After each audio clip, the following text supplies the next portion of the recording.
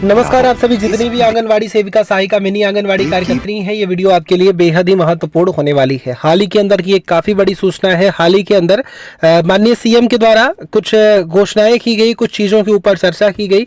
उन्हीं चर्चाओं में भी शामिल था आंगनवाड़ियों के अस्थायीकरण की चर्चा, आंगनवाड़ियों के मानदेय वृद्धि व आंगनवाड़ियों के ग्रेजुएटी संबंधित कुछ चर्चाएं थी, उनके ऊपर भी हम चर्चा करेंगे। जितनी भी कार्यकर्त्री चैनल पर नई है, चैनल को सब्सक्राइब नहीं किया है, सब्सक्राइब कर बेल आइकन को प्रेस कर ले। यहाँ पर हम देखें, एक दिन पहले डॉक्टर मोहन यादव, जो कि मध्य प्रदेश के अंदर के सीएम हैं, इनके द्वारा एक चीज साझा की गई, एक फोटो साझा की गई। फिलहाल ये वीडियो आप अपनी स्क्रीन पर देख पाएंगे, जहां पर इस वीडियो के माध्यम से दिखाया गया प्रधानमंत्री मातृ वंदना योजना। हमें गर्व है कि योजना के क्रियान्वयन में मध्य प्रदेश 5 बार लगातार राष्ट्रीय स्तर पर प्रथम। लेकिन इसके ऊपर इन्हीं के रिप्लाई में 13 घंटे पहले लिखा गया, जहां पर आंगनवाड़ी वर्कर्स के रिटायरमेंट के बाद का जीवन कैसे निर्वहन करेंगे, जिनकी माताओं का कोई सहारा नहीं है, पेंशन की सुविधा नहीं है, कोई अन्य सुविधाएं नहीं है, 30-35 वर्ष नौकरी करने के बाद मजदूरी या घर पर काम करने पर मजबूर है, उनको एक निश्चित पेंशन और रिटायरमेंट की आयु 65 वर्ष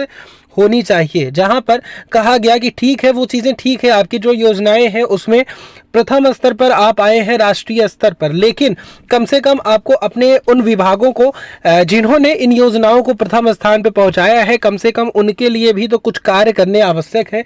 जैसे कि आंगनवाड़ी कार्यकर्त्री, जो कि लगातार हर कार्य में प्रथम स्थान पे ही दिखती हैं, प्रथम श्रेणी में दिखती हैं, उनके लिए उनके मानदेय में कम से कम कुछ तो वृद्धि कर दी जाए। महंगाई के दौर में जीवन यापन करना कितना कठिन है, और उसके साथ ही साथ मानदेय वृद्धि के साथ ही साथ कम से कम रिटायरमेंट के बाद कुछ ऐसी चीजें फिक्स कर दी जाए जिनसे रिटायरमेंट के बाद का जीवन कम से कम आसान हो जाए।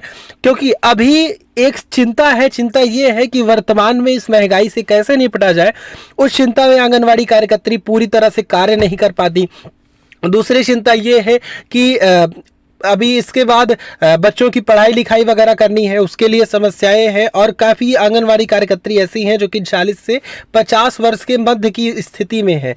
फिर उसके बाद कहीं न कहीं रिटायरमेंट की चिंता, रिटायरमेंट के बाद जीवन यापन कैसे होगा, ये सारी चीज़ें हैं।